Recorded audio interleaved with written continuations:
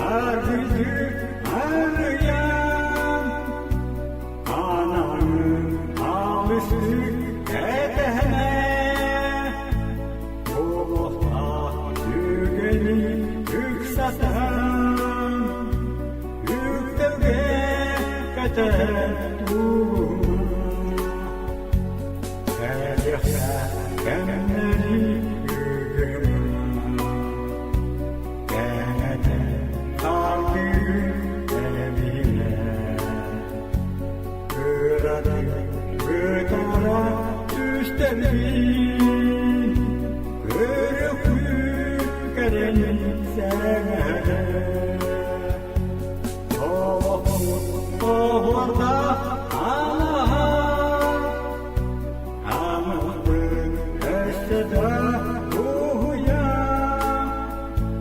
Açakıyor çevriye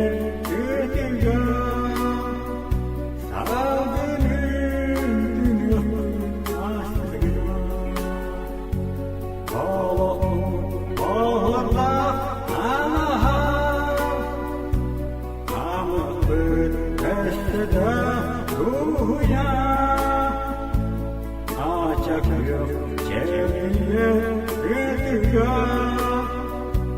Salgının dünyanın aslına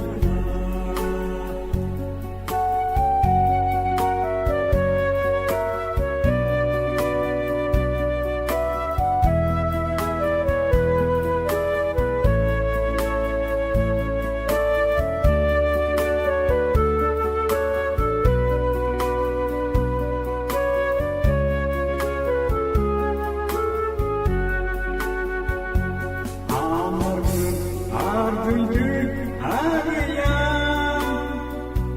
anamın ağlısı edene Oğuz'a yügeni yükselten yüktevge katen uğruna Oğuz'da Allah'a Eseda ruhuya Açakıyor geriye götürüyor